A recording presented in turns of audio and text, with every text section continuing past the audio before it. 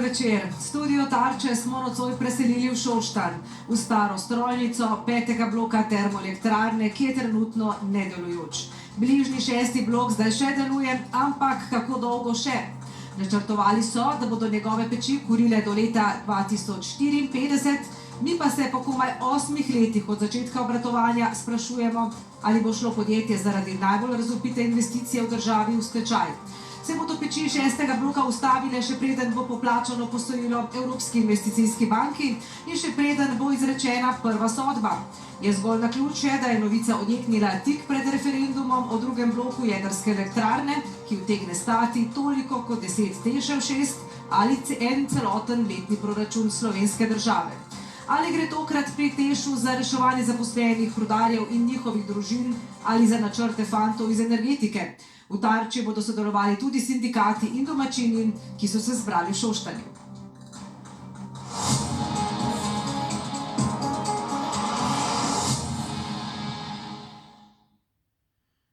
Slovenska državna energetika je bila vedno polje vplivnih interesnih skupin, kjer je toliko denarja, pač ne manjka interesov. Plače v državni energetiki veljajo za najvišje v državi, tudi zato si službe tam radi uredijo mnogi nekdanji politični kadri. Zanimivo je že to, da so plače in odpravnine nekdanjega vodilnega v Tešu lani, ko je družba končala že precej v rdečem, brez težav nanesle skoraj 150 000 evrov bruto letno. Minister za energijo Bojan Kumer, ki je mimogrede Šoštančan, se svojo plačo ne bi uvrstil niti med 100 najbolje plačanih v holdingu slovenskih elektrarn. Zakaj torej ob takih rezultatih prenos Teša na tako imenovano slabo energetsko banko? Je to edina rešitev za Šaleško dolino? Zakaj temu nasprotuje tako imenovani šaleški energetski lobi, česa se bojijo izgube služb ali privilegijev? Isti ljudje, ki so pred 20 leti snovali projekt in so zdaj v kazenskih ali predkazenskih postopkih, še vedno zasedajo pomembne funkcije. Začenjamo po prispevku, nekatere srhljive napovedi so se uresničile. Žan Dolajš in Klemen Košak.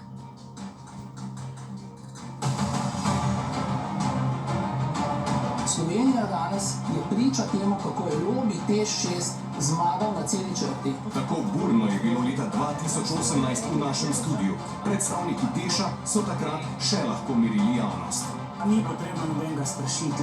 Podatki, ki vam jih lahko tudi posredujem, EBITDA v družbi Teš, vsaj odkar sem jaz tam, nenehno rastejo. Na površju smo videli predvsem vrh ledene gore, zavajanje in korupcijo. Projekt je bil preplačan za kar $500 milijarde. V zraku pa je bil tudi najbolj črn scenarij. In bo termoelektrarna Teš leta 2025 morda že stala, mrtva, nikoli odplačana, nasedla. Prav to se je zgodilo. V začetku meseca je prišla novica. Če država ne bo ukrepala, gre Teš v stečaj. Pogled na številke je neizprosen. Od leta 2014 do lani je Teš praktično ves čas v rdečem. Poglejmo zakaj. Leta 2017, leto dni potem, ko je začel 6. blok delovati, je Teš za proizvodnjo 1 megavatne ure elektrike porabil 64 evrov. V to so zajeti stroški premoga, emisijskih kuponov in stroški obratovanja elektrarne.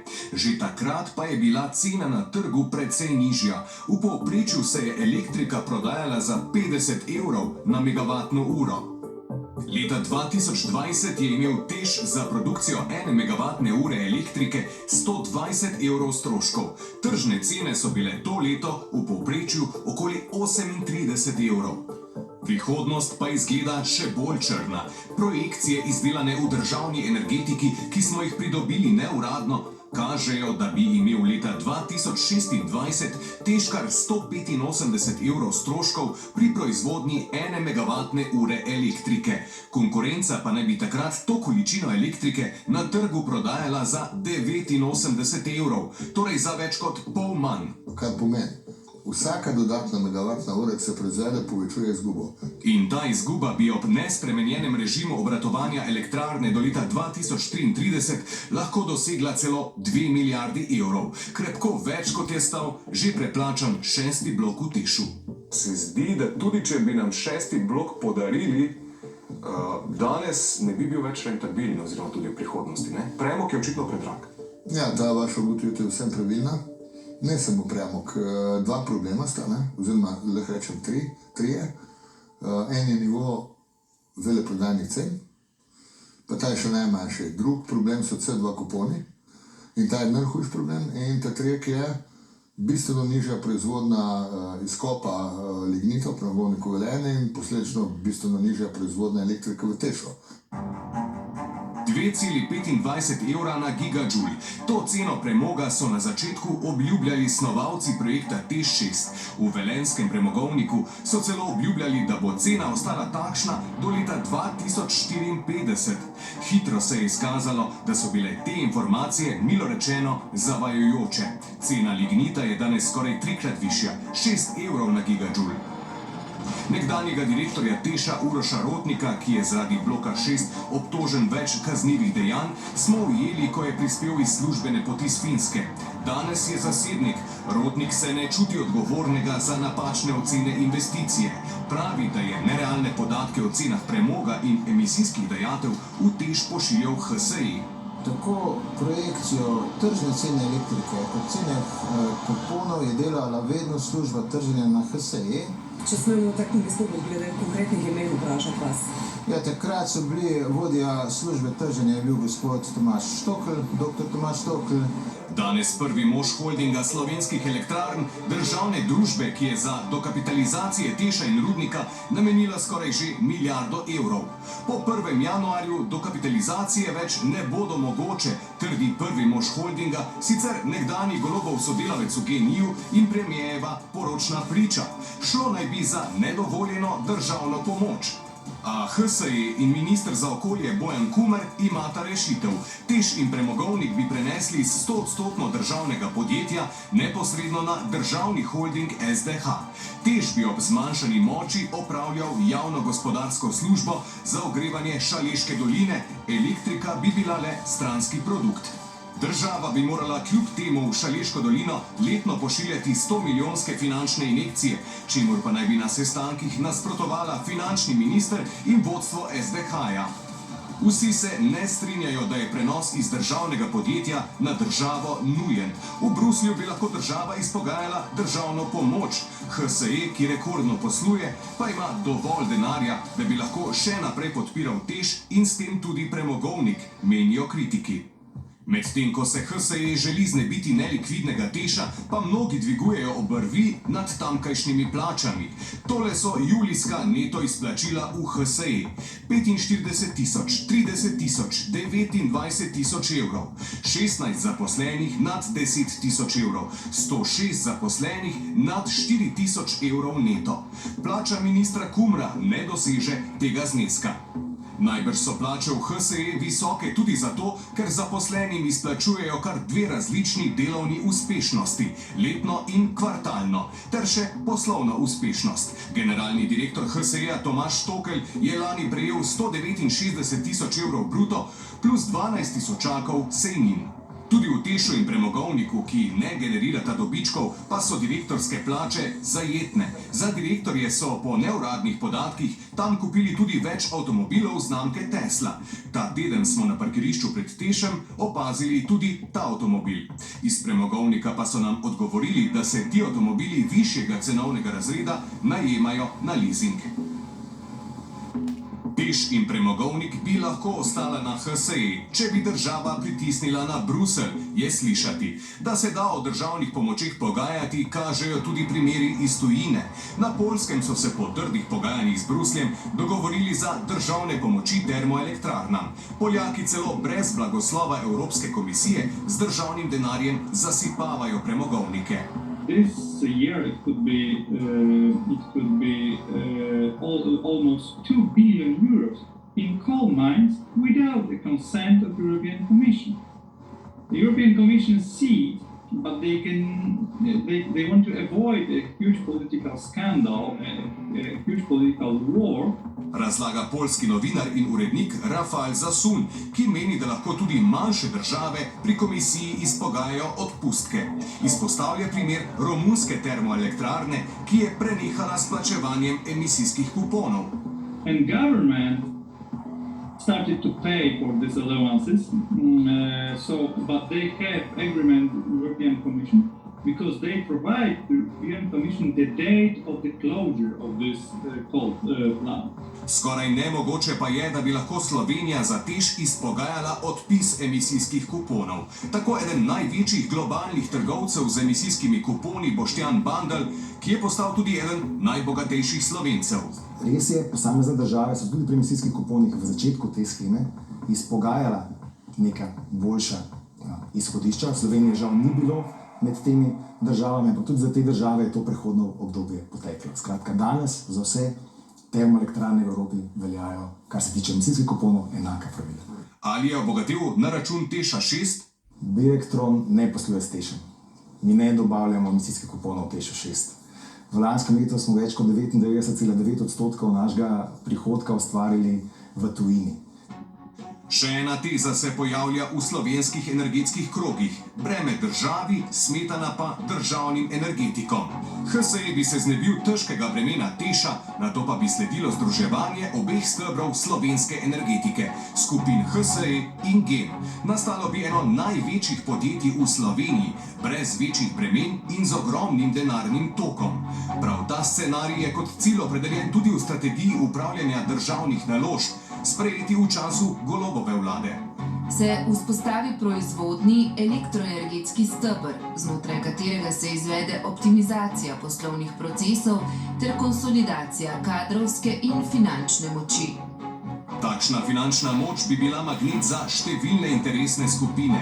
Vajeti ključnih pozicij v državni energetiki pa medtem še vedno trdno držijo nekdanji tesni sodelavci in zavezniki predsednika vlade. V dobre službe v energetiki pa si najverjetneje želijo vrniti tudi številni predstavniki največje vladne stranke. Poleg predsednika vlade je iz GEN-I-ja prišel minister Bojan Kumer, iz GEN-I-ja je generalna sekretarka vlade Barbara Kolenko-Helbl, prav tako pa 4 poslanci Gibanja Svoboda. Si želi politika s konsolidacijo energetskih stebrov res trasirati pot v naročje še bolj razkošne državne energetike?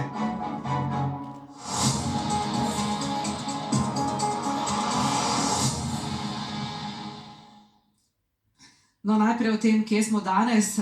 Gospod Golobič, pred 6 leti ste dejali, da bi se leta 2025 lahko TEŠ ustavil in da bi bilo potrebno ga prenesti na tako imenovano slabo energetsko banko. Ali je to po vaše začetek konca, se stečaj bliža in s kakšnimi občutki ste se danes pripeljali sem, tudi mimo kupa še neporabljenega, voženega indonezijskega premoga? Dober večer. Ja, občutki niso prijetni.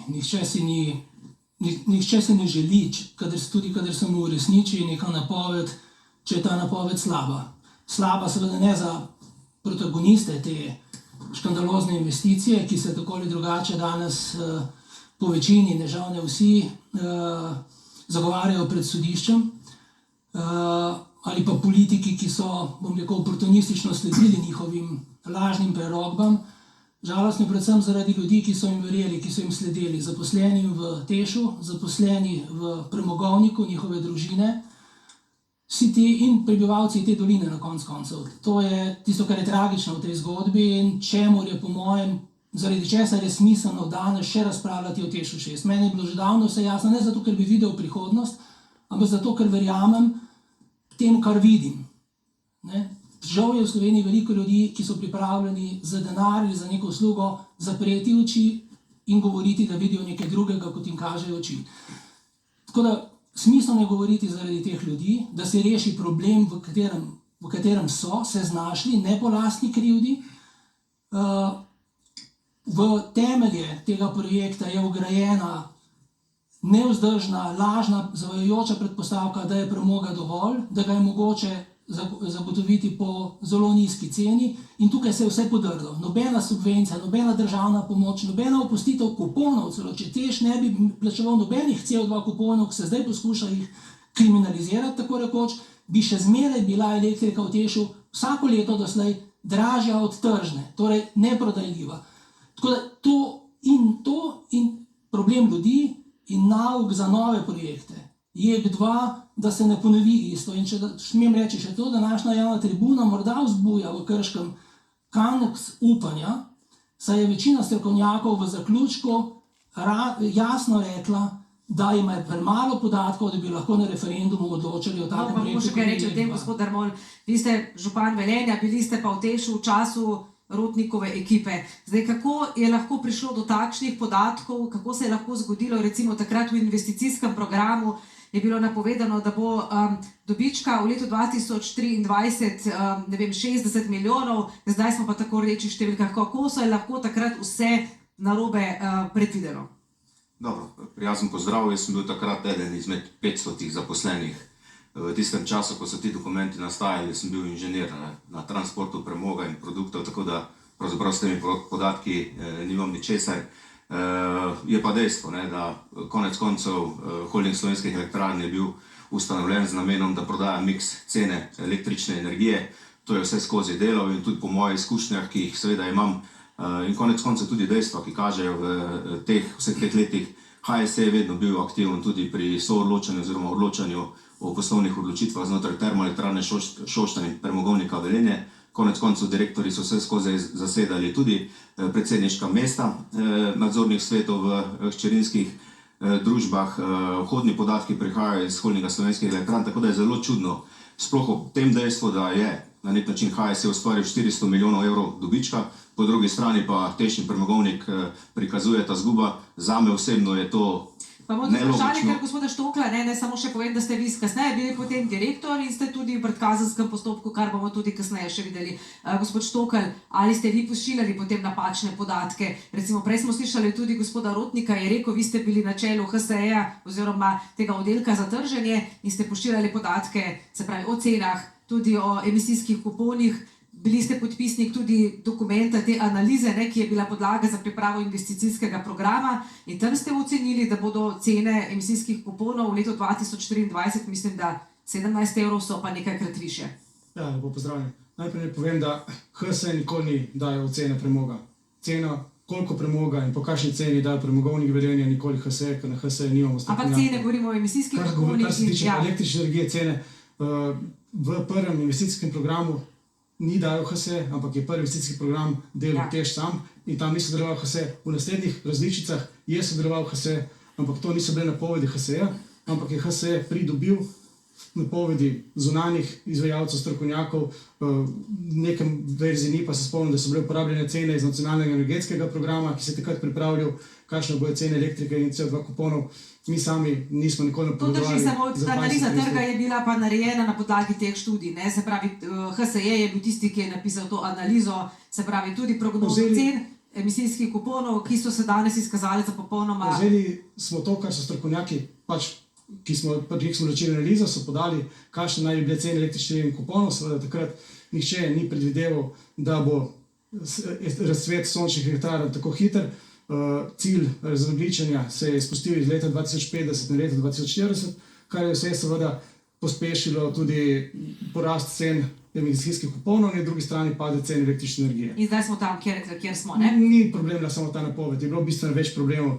Cena samega bloka je porasla več kot 2. Jaz sem bil eden redkih nasprotnikov bloka 600 megavatnega, vedno sem trdil, da dajmo zgraditi 400 megavatnega, ki bi jo lahko zgradili z bistveno manjše zneski, brez zadolževanja. Na drugi strani izkoristek bloka, ki je bil planiran, ki je bil zopet podatek izdelovalcev študije, HSE-ja, je bil planiran bistveno večji, kot je danes, pomeni, da porabi bistveno več premoga za isto megavatno uro. Ampak teh svaril ni nikjer v tej analizi, ne? Kako bi pa HSE vedel, da je nekaj narobe pri planiranem izkoristku ali pa da bo cena premoga napačna? Kdo na HSE je bil pa strokovnjak za premog? Pa gremo na teren. Gospod Sevčnikar, vi ste bili takrat sindikalist v Tešu. Zdaj, pogledajte, do konca ste branili gospoda Rotnika, protestirali zoper njegovo zamenjavo. Ali je danes kaj zadrege ob tem, ko gledamo, kakšna je situacija, da je Teš pred stečajem? Ja, dober večer. Hvala za povabilo. Zdaj, da vaš prispevek je verjetno verodostojen, vendar bi imel eno pripombo, ker to, kar je že tudi župan omenil, nikjer v Evropi s tem objekti samostojno ne stopajo na trgu in kot takega prikazovati je, bom rekel, milo rečeno, izkrivljena slika. Tako da tukaj mislim, da to ni fair ne do slovenske energetike, niti do šaleške energetike. Energetika je komplementarna zadeva, produkt na trgu je eden in tukaj mislim, da bi morali v tem kontekstu gledati tudi ceno električne energije iz termoelektrarne Šoštanj. Vprašanje, gospod Sevčnik, kar sem postavila, ali vendarle danes, ko gledate to, kjer smo pred stečajem, je kaj zadrege ob tem, da ste tako branili krčevito gospoda Rotnika takrat v tistih časih? Absolutno nobene zadrege, mi nismo branili gospoda Rotnika, mi smo branili projekt. Mi smo se bali za vstopom tujih deležnikov v Termoelektrarno Šoštanj, da bo ta projekt se prenehal in kot danes vidimo, se to dogaja tudi z zamikom. Tako da, kot sami veste, verjetno je bilo planirano brez izgradnje bloka 6, da bi bila termoenergetika v Šaleški dolini konec 2027. Zaradi tega je bil tudi blok 6 kot edina svetla točka v programu, tudi strateškem načrtu Republike Slovenije, takratne vlade. In takrat je to bilo, bom rekel, tudi sprejemljivo za vse deležnike, ki so takrat sodelovali pri tem odločanju. Hvala, gospod Sevčnik, kar zdaj, gospod Golobič, samo na kratko. Bili ste pa pri sindikalistih kar ostro sprejeti, ne? Bili so protesti zoper vašo stranko tedanjo. Ja, poskušali so iz tega narediti strankarsko diskusijo ali pa celo osebno. Šlo je pa za vprašanje, ali je država ugrabljena, ali je mogoča javna razprava o relevantni temi, ki zadeva vse. Tako velik projekt, kot je T6, da ne omenjam JEK2, zadeva vse. Danes vidimo, da je to tako. Davkoplačevalci bodo tako ali drugače dodatno obremenjeni s tem. In tisto, kar sem jaz želel, je, da se sooči, da se dokumentira, da se razkrije dejstva. Tudi ko je Darja Radić končno po odhodu ministra Lahovnika, ki je oportunistično želel, da se projekt zgodi, morda zato, ker je domačin, kar ne spremeni njegove odgovornosti, in je pred vlado pravzaprav zatajil ključno informacijo. Konec decembra 2009, zato je preiskovalna komisija tudi uvadila nekaj politikov, njega, Boruta Pahorja in Franceta Križaniča, ker so zatajili pred vlado kot skupščino, da je bilo mogoče od pogodbe odstopiti in izpogajati boljšo pogodbo za manjši objekt, tudi nov, ki ne bi končal leta 2027, za katerega bi bilo dovolj premoga in ki bi proizvajal elektriko po sprejemljivi ceni. To ni bilo mogoče. In ko je Darja Radić končno do teh študij prišla v letu 2010, kjer je pisalo tudi, da je nemogoče doseči to ceno premoga, je bila deležna samo napadov, groženj z interpelacijami, zmerjanj, diskvalifikacij. Gospod Sevčnik je eden od tistih, ki so zahtevali, da se pri predsedniku vlade večkrat stavko grozil, da je treba direktorja direktorata za energetiko Janeza Kopača nagnati in tako naprej in tako naprej. Tako da ta podpora je bila enoznačna, glasna, vključevala je vse mogoče resurse in valjenje krivde na HSE v tisti fazi ni korektno. To je bil projekt, ki ga je peljala skupina iz Šoštanja in Velenja, gospod Medved, gospod Rotnik sta bila ključna. In ta skupina si je podredila določen del politike v Ljubljani. In HSE si ni upal pravzaprav takrat, gospod Borut Meh, ukrepati, ko bi moral. To je tudi njegov odgovor. Hvala, gospod minister. Poglejte, so že prej omenila, ste Šoštančan, ampak verjamem, da ni bilo prav prijetno tudi danes priti sem. Ljudje so razjarjeni, skrbi, kaj se bo zgodilo. Vi ste omenjali stečaj praktično po 8 letih obratovanja tega objekta, ki bi moral delovati še 30 let do leta 2054, ali ni druge rešitve? Glejte, moje rešitve in moje ukrepanja so usmerjene vnaprej. Popravljamo katastrofalne napake, ki so bile storjene v preteklosti. Jaz sem samo želel preprečiti in še vedno želim preprečiti z interventnim zakonom, da se ne sprožijo postopki, ki si jih nobeden ne želi. Poznam, kako deluje objekt, prihajam iz lokalnega okolja, ves ta postopek je za ljudi v dolini izredno boleč, ker se določene stare zamere ponovno preplavale na površje. Zagotovo je to zelo naporno za zaposlene. Ravno zato je pa interventni zakon, ki sem ga napovedal, del rešitve, ne del problema. Po istem postopku z dokapitalizacijami ne gre več naprej. In če več ne gre naprej, ker so domači in tuji finančni in pravni strokovnjaki povedali, da ne gre več naprej, potem je moja odgovornost, da prijem z rešitvami, ne s problemi.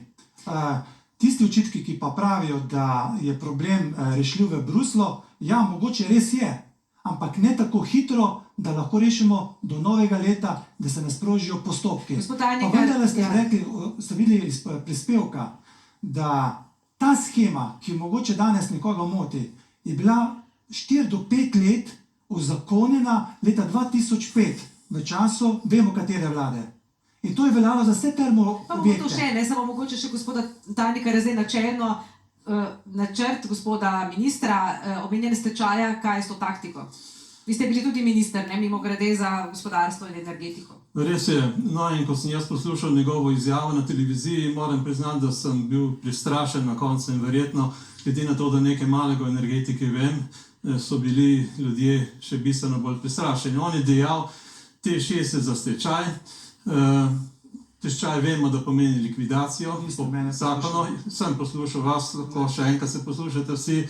Potem je dejal, zato bomo to zgradbo, oziroma tam čez, ne, in stroje recimo namenili za to, da bomo ogrevali Šaleško dolino. In na koncu seveda, ko nam bo zmanjkalo 25% elektrike v Sloveniji, bomo to elektriko uvažali. Vemo, kdo uvaža elektriko, GEN-I je verjetno eden največjih uvoznikov in kar je zanimivo, tudi holding Slovenske elektrarne se je začel ukvarjati z uvozom elektrike. Danes mi je nekdo rekel, holding Slovenske elektrarne je vse manj proizvodno podjetje, vse bolj trgovinsko podjetje in to je zgodba, ki jo ljudje poznamo, se pravičujem, lahko da sem narobe razumel ministra, se mu zelo pravičujem, z televizije. In jaz moram priznati nekaj, jaz sem si napisal nek stavek, ki se mi zdi zelo pomemben. Kaj hudiča nam je ta T6 tako hudega storil? 10 let smo imeli električno energijo, 25% električne energije. Odkot pa bi jo dobili? Danes govorijo, da je bila prevelika investicija. Poslušajte, pa saj smo neto uvozniki elektrike, kar pomeni, da kapacitet nimamo dovolj. Kaj pa bi imeli namesto T6? Eno manjšo elektrarno, da bomo še večji uvozniki, še bolj podrejeni recimo trgu električne energije v Evropi. Jaz moram priznati, da in seveda v vsem tem scenariju je cela vrsta nepravilnosti. Ključna nepravilnost, če to prezrete, ne dobite prave zgodbe, so emisijski kuponi. Jaz mislim, da ljudje, naši gledalci danes, večinoma ne vedo, kaj so emisijski kuponi. To je največja bedarija, kar sem jaz v življenju srečal. Jaz sem relativno zelo liberalni ekonomist in nekdo si je zmislil, poslušajte, trg emisijskih kuponov, da dela milijone na to. Četrtega najbogatejšega človeka imamo za emisijske kupone, ampak hkrati imamo iz teh emisijskih kuponov scenarij, da je treba tole, kar je tle okrog nas, zapreti in likvidirati. Pa bomo še o teh načrtih kaj rekli, vsi boste dobili repliko, samo še prej, da pogledamo prispevek. V Šaleški dolini se bojijo, da jih čaka boleča zadnja faza projekta T6, ki velja za največjo korupcijsko zgodbo v Sloveniji. Za ta primer lahko tudi mirno rečemo, da gre za enega od najbolj škandaloznih sodnih postopkov pri nas. Se vse skupaj od začetka policijske preiskave traja že skoraj 15 let.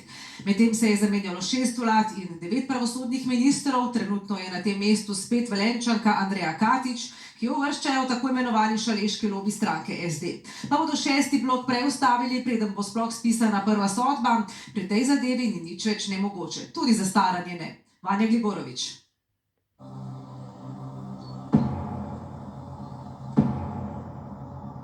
Mi rabimo Teš. Mi smo za Teš. Teš, jaz po mojem mnenju, ni firma, ki bi lahko kar propadla in šla v stečaj, tako se to zdaj dogaja. Res strašijo, da bo tiho, to delajo to. Jaz poznam to Tešovsko zgodbo, pa tole velenjsko, te rudnike, pa to pizdarijo, kar zdaj me vi sprašujete oddaleč, za on drugem ne govorim. Želim, da bi blok 6 delal, ker s tem bo imeli rudarji delo in bojo lahko normalno živeli. Bla je. Jaz še bom ti čas živel, dok bo elektrarna tudi živela. Vedno je onesnaževalo okolje, pa zdaj še izguba, ne vem, verjetno bojo zaprli ali kako drugo rešitev najti. Bel dim se iz šoštanskih dimnikov vali kot ponavadi. A odkar je odjeknila novica o tem, da je termoelektrarna pred stečajem in jo bo država morala reševati, prebivalci Šaleške doline čutijo nemir. Skoraj vsak izmed njih ima v družini ali med prijatelji kakšnega, ki si kruh služi v velenjskem premogovniku ali šoštanski termoelektrarni. Ne vem, raje naj ostane kak je. Ja. A imate zaupanje v vlado, da bo rešila to na ta način, da ne bo treba odpuščati? Upamo pa. Da bo ogrevanje? Upam. Se vam zdi, da... Ako oba delajo, oba na rudniku, upamo. Vsi, od očeta pokojnega do dveh bratov. Jaz sem si pokojnino zaslužil na rudniku, ne? Obiskali smo še rudnik. Ob menjavi izmene ujamemo nekaj rudarjev, preden se spustijo v jamo. Kako razmišljajo o svoji prihodnosti? To so pravljice. Jaz imam še 3 leta do penzije, ampak žal mi je teh mladih pogov. Teh mladih pogov še zdaj zapošljujejo, obljubljajo štipendije, ne vem kaj.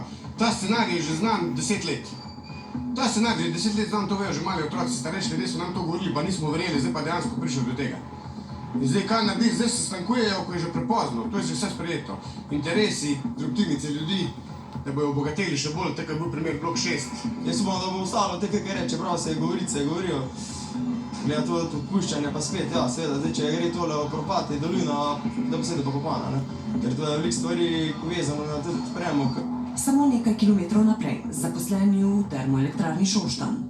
Delamo, kot da se ni nič zgodilo, v medijih, pa na raznih odborih, pa tam pa vidimo, da se marsikaj dogaja, zaradi tega smo pa zelo zaskrbljeni. Vse, kar se želimo v vsej tej zgodbi, je pravičen prehod za zaposlene. To, kar nam je bilo obljubljeno, to je vse, kar zanima zaposlene termoelektrarne Šoštanj. Pravičen prehod, politične zgodbe pa zaposlenih res ne zanima. V megalomanski korupcijski zgodbi gradnje 6. bloka termoelektrarne ni zaenkrat odgovarjal še nihče.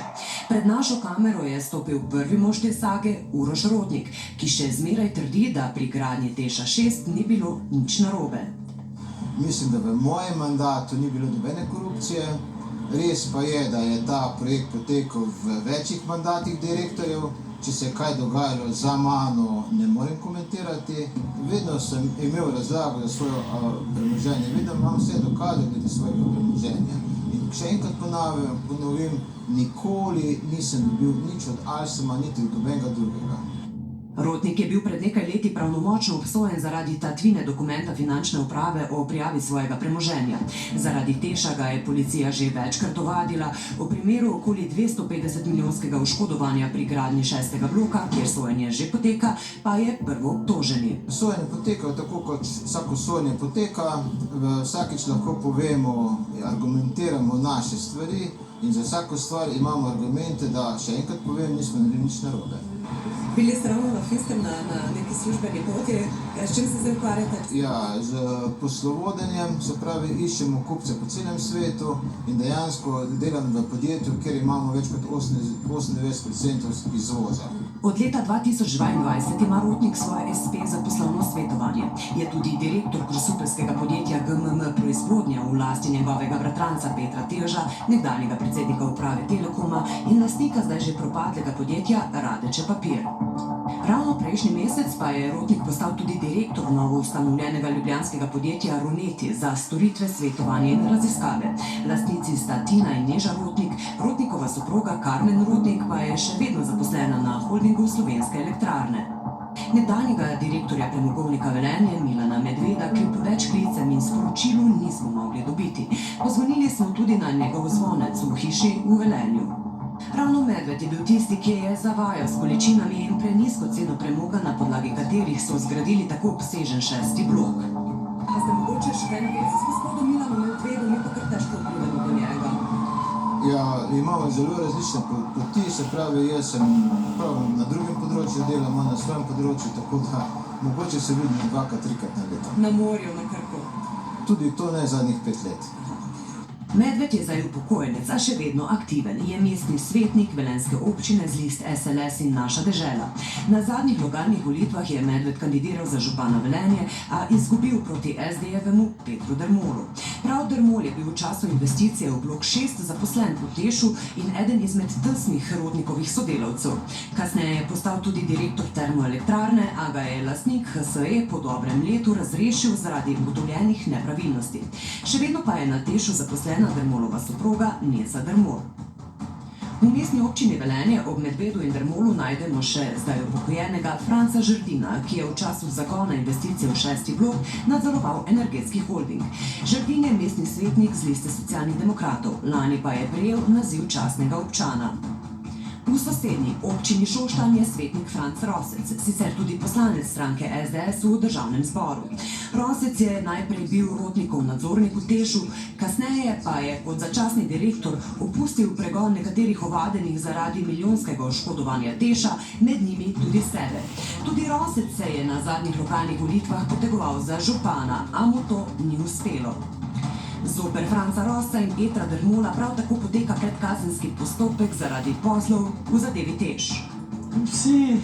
Cela Slovenija je izigrana, po drugi strani pa prebivalci Velenja in Šoštanja. Že čisto na začetku. Žal so oni, bi rekel, se pustili zavajati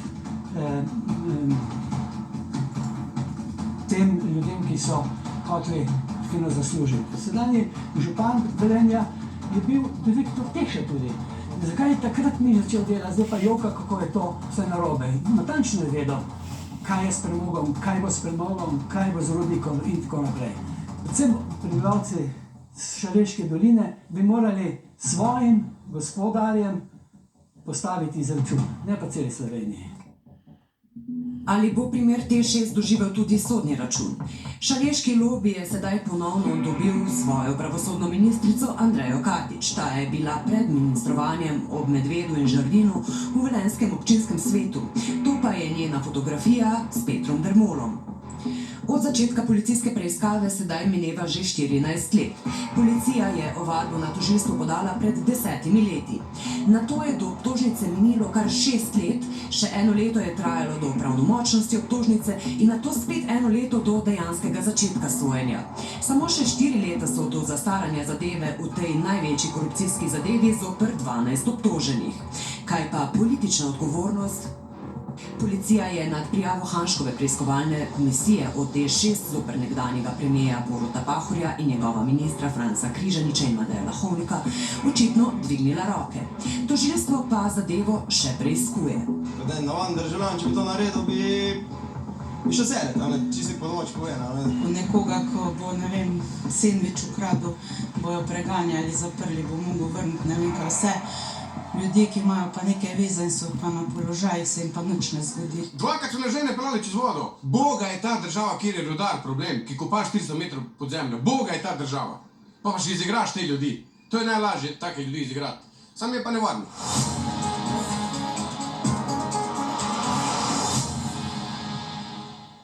No, preden gremo naprej na to, kaj bo zdaj, kako bo država reševala to zadevo. Gospod Golobič, slišali smo, številni so še vedno na pomembnih političnih položajih, zaenkrat ni bilo kazenskega epiloga, tudi političnega ne. Recimo vas in vaše stranke že lep čas ni na političnem prizorišču.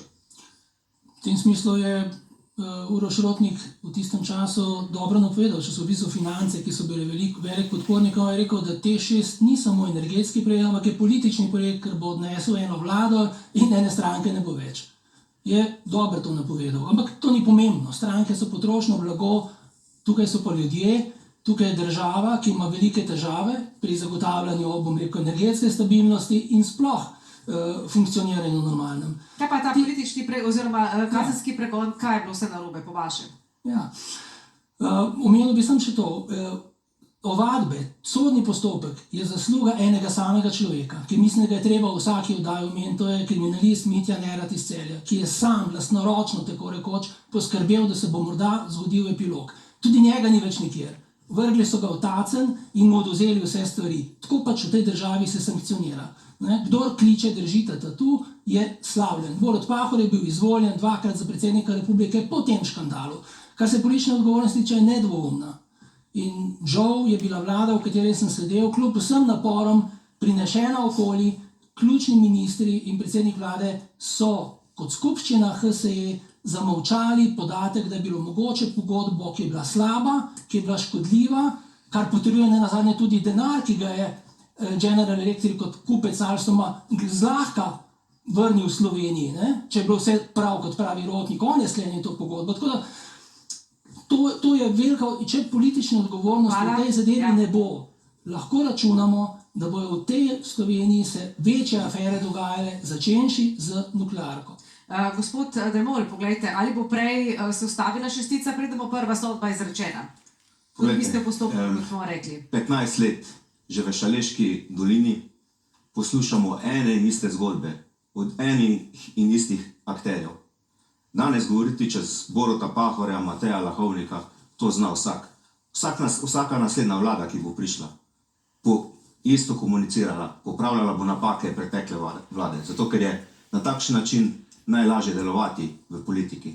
Jaz vam pa povem, in to sem trdno prepričan, celotna zgodba, ki se je danes v medijih pojavljala, zaradi izvzema Teša in premogovnika, je predvsem usmerjena preusmerjanje pozornosti. No in kaj potem je bistvo? Tistih izzivov, ki jih imajo verjetno nekatere interesne skupine, da želijo doseči, da se izvzem zgodi, da se zmanjša tržni delež oziroma proizvodni delež lastne električne energije in da bodo lahko preprodajali električno energijo na trgu. In to je edina zgodba, ki je za to zgodbo. In zaradi tega nezaupanja, zaradi vseh informacij, ki jih tudi ministrstvo in vsi ostali dajo v javnost, sem jaz že večkrat povedal, da ne zaupam, ker mi pa zahtevamo samo pravičen prehod, ničesar drugega.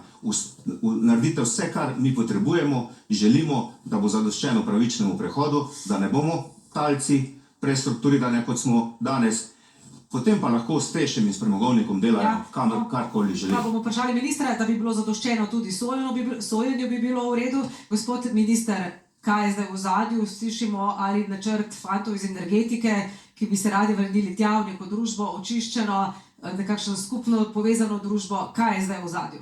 No, prej sem bil zvan, da sem jaz rešil stečaj in tu je moja izjava.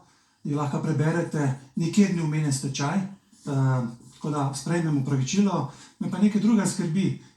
Stečaj so napovedovali, ne? Takrat so komunicirali, ko ste vi prišli s tistimi takrat. Ko sem jaz bil pisno obveščen se strani vodstva holdinga Slovenske elektrarne, to je bilo v drugi polovici avgusta, so bile te informacije preverljive in verificirane. In takrat sem šel takoj v sklic sestanka z vsemi deležniki in iskati rešitev. Jaz sem usmerjen naprej. Meni je zelo mar, da ljudje, ki niso nič bili krivi, takrat, ko so se sprejemali odločitve v preteklosti, da danes gledajo to in se ponovno neke bolečine iz preteklosti urejajo. Vprašamo glede teh načrtov, ali res so kakšni načrti v ozadju, združen steber, očiščeno, se pravi, dajmo to na državo, tisto izgube na državo, ostane pa se pravi. Mislim, če obstajajo kakršnikoli načrti, jaz za te načrte ne vem, vem pa to, da ko sem bil obveščen, da problem tukaj je, pa vemo, da nekateri so celo to predvidevali, da Tež bo posloval za izgubo, ker zato je bil spomnen, da proizvaja elektriko, pa so druga podjetja, ki morajo to kriti, to je bilo v vašem intervjuju v Večeru, ampak lahko bi pogledal stran, marsikateri minister je pogledal stran, ne, potreba se soočiti, najti interventni zakon, zaščititi zaposlene. Jaz sem v tem svojem govoru nekajkrat omenil pravičen prehod. In ja, strinjam se, potrebno zagotoviti pravičen prehod za zaposlene, za ljudi, ker vemo, da je Tež edini vir za ogrevanje. Pa gremo še, preden dam besedo, gremo še enkrat na teren. Mislim, da je to tam pripravljen gospod Lamot, predsednik sindikata premogovnika. Pozdravljeni. Jaz upam, da ta oddaja ne bo izvenela samo v raziskovanju preteklosti in da bomo nadaljevanje spregovorili tudi o teh projekcijah, ki so se pripravljale verjetno na HSE-ju, glede nevzdržnosti poslovanja termodivizije in tudi v našem pravičnem prehodu. Evropa se je zavezala, da bo ta predčasni izstop iz premoga potekal na pravičen način. Na enak način se je zavezala tudi vlada Republike Slovenije, kamorkoli pridajo, so polne besede tega pravičnega prehoda, ampak očitno si zelo različno predstavljamo pravični prehod tukaj v Šaleški dolini in pa tisti odločevalci v Ljubljani. Kar se mene tiče, kar nekaj zadev je bilo navrženih tekom oddaje, jaz bi vam rekel, da pozabili ste prikazati poslovanje HSE-ja v letu 2022 in 2023, ko je bila energetska kriza.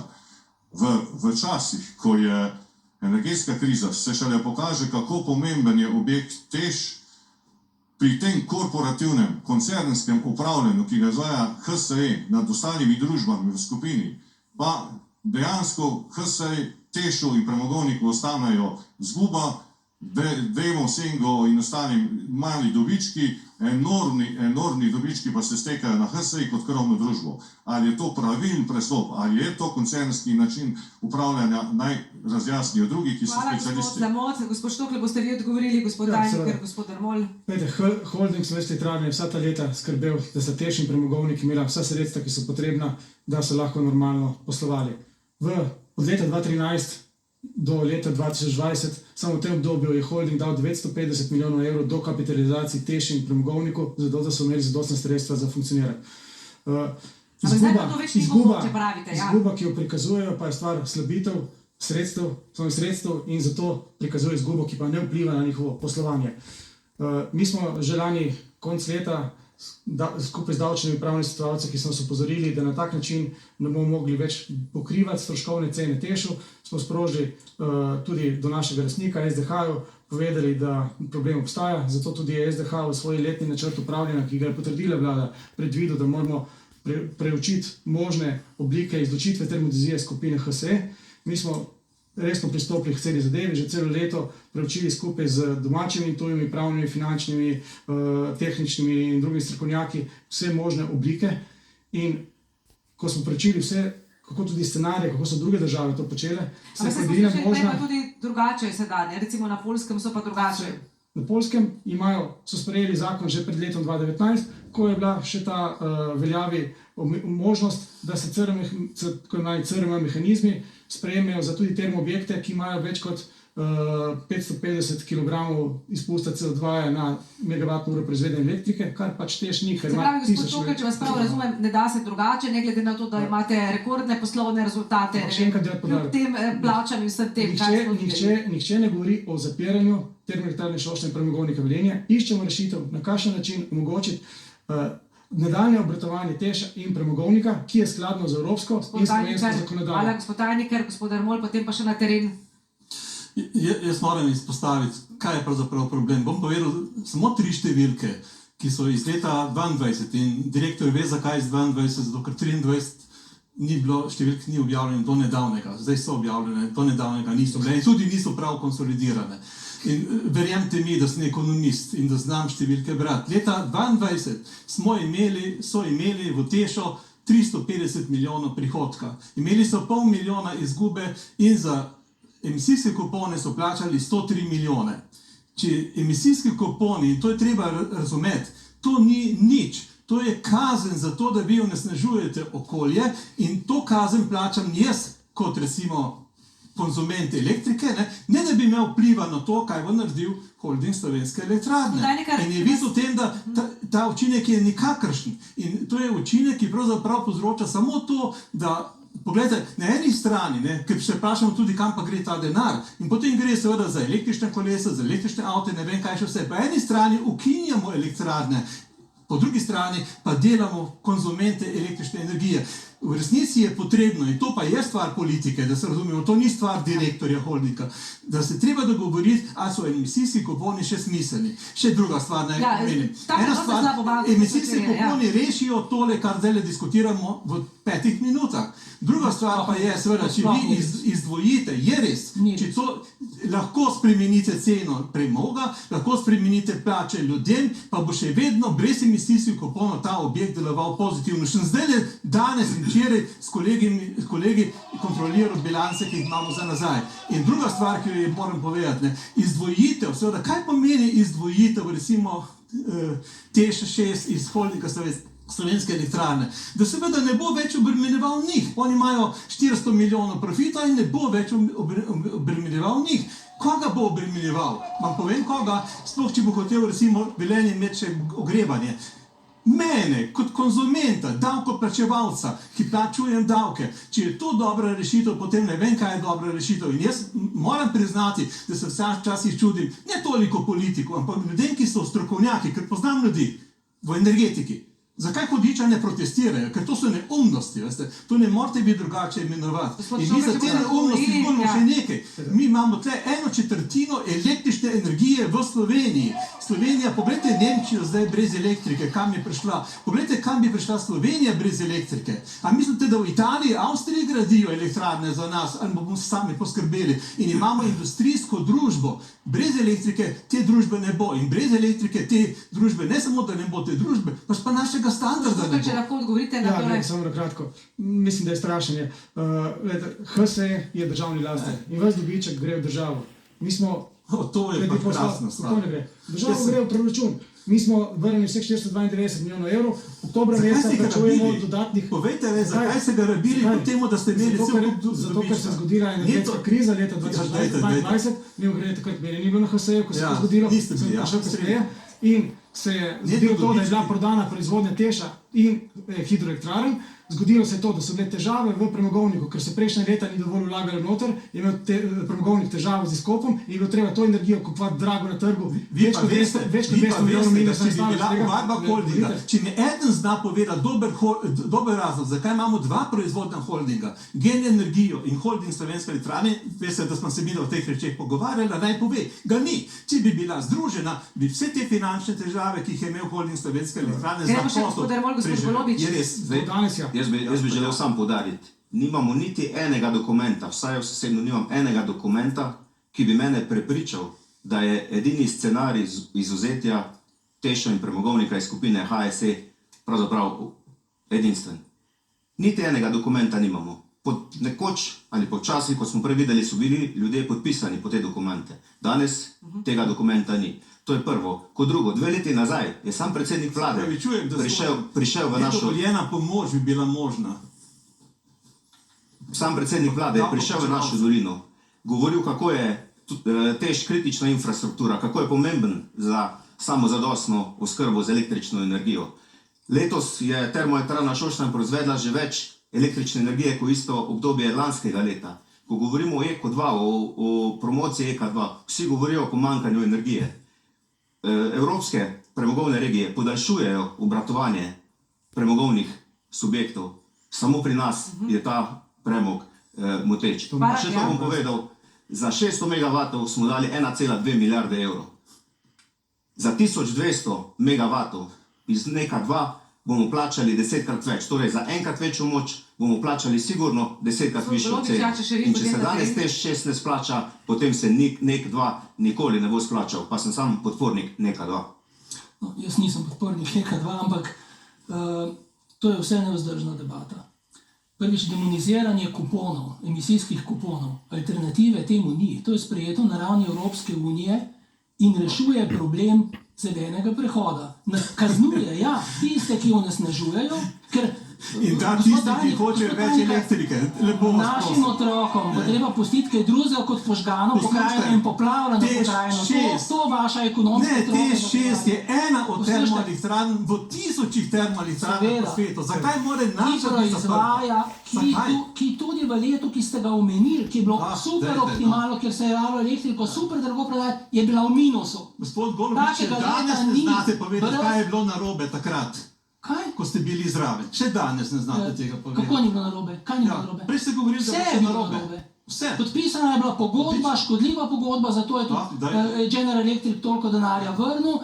Pri vsakem poslu, ki je bil sklenjen, je bilo ukradeno XY denarja. Vi ste pametni človek, če to ukradeno je za kriminalce.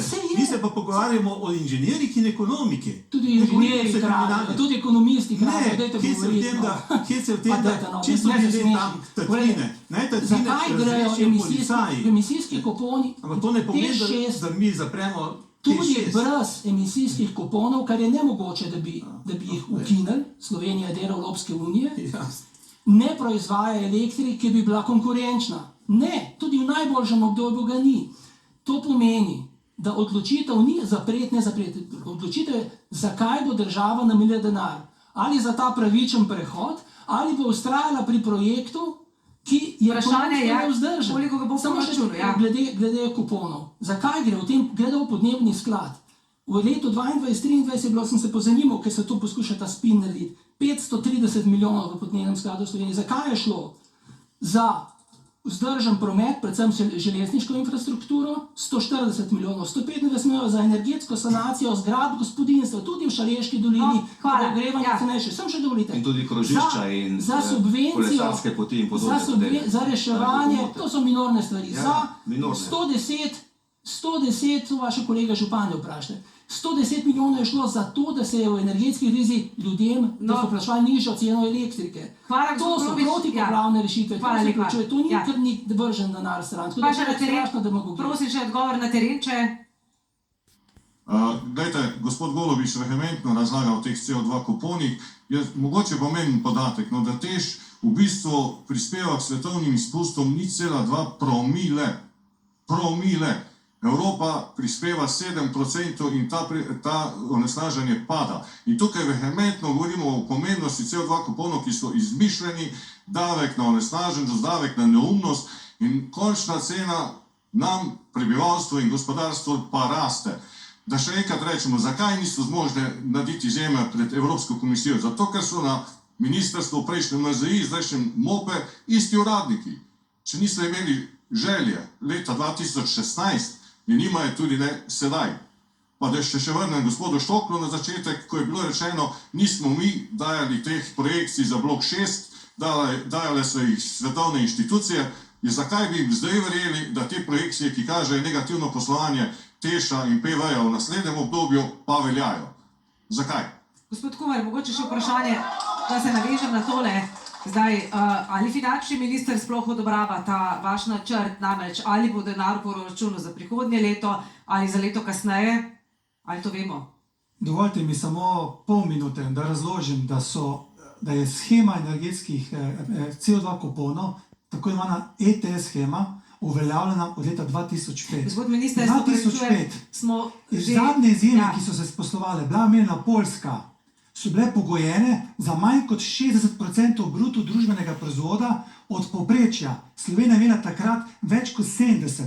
Slovenija je predsedovala leta 2008, ko so se nekatere države izjeme izpogajale. Ja. Slovenija si jih ni. Skratka, danes poziva 20 let kasneje, pejte v Bruselj, izpogajajte izjeme, je nemogoče, ker se v leta 2019 to nam da več. To je laganje lastnemu ljudstvu. No, ampak Kaj pa vi pravite? Pa niso od Boga dane, lepo vas prosim. Pa še vedno onesnaževalec plača načelo. Je pravilno, je skladno. Ja. In moramo poslati tudi okolju pravilno informacijo. Pa vendarle, interventni zakon, ki ga sam napovedujem, je, da rešuje premogovnik Velenje, da ostanejo zaposlitve, da bo TEŠ lahko še vedno naprej delal, da ljudem pošljemo sigurno informacijo, da se konča ta negotovost, ki traja od vlade do vlade, in napreti holdingu Slovenske elektrarne, da krije zdravskih elektrarn dobičke, izgubo v... Zdaj bo to krila država, ampak povejte mi, imamo velik primanjkljaj v letu 2025 čez milijardo, ali bo ta denar v proračunu tudi mogoče prihodnje leto, ali ga ne bo več, ali finančni minister to podpira? Namreč nam ni jasno odgovoril. Seveda, gledajte, zakon, ki bo sprejet, jaz verjamem, da pravočasno bo zagotovo tudi vire. Se pravi, finančni minister je seznanjen s problematiko, tudi z obsegom dimenzije. Ampak veste, če podpira. Imamo tudi delovno skupino za nastajanje interventnega zakona in noter so imenovani tudi 3 uslužbenci ministrstva za finance. Tako da jaz zagotovo verjamem, da bodo primerni členi tudi v zakonu, ki bodo garantirali vire, ki se bodo mogli zagotavljati za TEŠ. Bomo nadaljevali po predahu, ostanite z nami.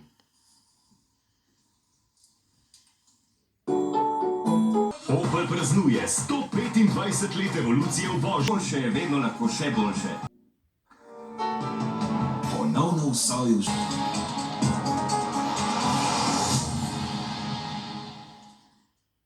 Pa smo nazaj v Tarči in gremo kar najprej na teren. Gospod tajnik je tam pripravljen, predsednik sindikata TEŠ6. Povejte nam, zdaj smo slišali načrt ministra, kaj vas zdaj skrbi? Za službe, za ogrevanje ali tudi za privilegije? Ne nazadnje TEŠ6 financira celo paleto različnih društev, tudi sindikate.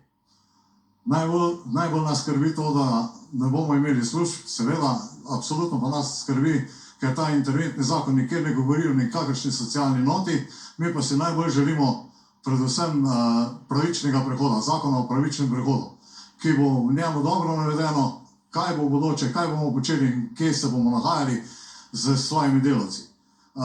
Rad bi pripomnil še to, da danes, ko gledam cel prispevek, vidimo, kako se ograblja ta država, ta energetika strani Goloba za svojimi prijatelji in na koncu bo naredila kolaps celi Sloveniji. Danes, če ne bi bili v elektrarni, pa če elektrarne ne bi bilo, ti reflektori ne bi goreli tukaj. Danes ni sonca, zvečer ne. zato bomo zahtevali, da se prvo sprejme zakon o prestrukturiranju Šaleške doline in da bo pokazano delavcem, kaj se bo z njimi dogajalo in šele na to interventni zakon ali kakršenkoli. Hvala, gospod tajnik. Pa gremo, gospod tajnik, ker pa k vam. Poglejte, prenos torej na nekakšno slabo banko, na pleča davkoplačevalcev, smetana ostane pač v energetskih družbah. Je to po vaši rešitev? Jaz mislim, da ne, kakorkoli, mislim, da je to smiselno, da ostane znotraj holdinga Slovenske elektrarne in da se holding Slovenske elektrarne in holding Gen Energija združita, ker je to edina pametna poteza. Dobimo veliko podjetje, ki se ukvarja z energetiko, ki ima notranje sinergije, tehnološke sinergije in hkrati finančne. In v takem primeru potem tudi problemi, o katerih smo danes diskutirali in ki so povezani s TEŠ6, seveda postanejo minorni. Je pa še nekaj, kar zelo bi rad povedal. Ljudje božji v Sloveniji TEŠ6 potrebujemo in jih bomo še nekaj časa potrebovali. Ni nadomestka. Ni nadomestka. Gospod Štokaj. To si zapišite nekje, da se bomo čez 10-15 let lahko pogovarjali. Sam podaril, da še enkrat, da nihče od nas ne govori o zapiranju termoelektrarne Šoštanj premogovnika. Govorimo o tem, da obstoječi načini pokrivanja stroškovne cene TEŠ in premogovnikov niso več mogoči, zato smo predlagali rešitev. Kolikor ima kdo kakšno rešitev, ampak ne v smislu. Kdaj se bo zaprlo, ali lahko pričakujemo v 3 letih ali ne? Iz vidika tega, da se spremeni način financiranja, ni nič pogojeno, da se bo zaprl. Gospod Dervol? Ja, poglejte, zdaj gospod Štokli je vse skozi govoril, da bo primarna proizvodnja toplotne energije. Torej se na nek način odpovedujemo proizvodnji električne energije. To demantira tistemu, kar je zdaj sam direktor povedal. Spomnimo se primera Zasavja. Danes se lahko veliko od njih naučimo. Včeraj sem govoril z enim izmed županov. Imeli so sprejet zakon, ki je bil finančno vrednoten. Proračunskih sredstev pa pravzaprav nikoli niso videli v proračunu. Zato mi vztrajamo pri oblikovanju obeh dveh zakonov, pri zagotovitvi proračunskih sredstev za leto 2025 in da postopno zapiranje in izkopavanje premoga ne bo prenašeno na bremena naših ljudi, ki so priključeni na daljinsko ogrevanje. To se je v zadnjem obdobju dogajalo in tukaj so bila kršena temeljna načela pravičnega prehoda. Gospod Golobi, smo tudi pred investicijo, na začetku ste omenili v drugi blok nuklearne elektrarne, nekatere zadeve so podobne, politika to podpira, gospodarstvo to podpira, silovita propaganda se tukaj vrši. Kaj to pomeni? Kaj lahko rečemo glede tega?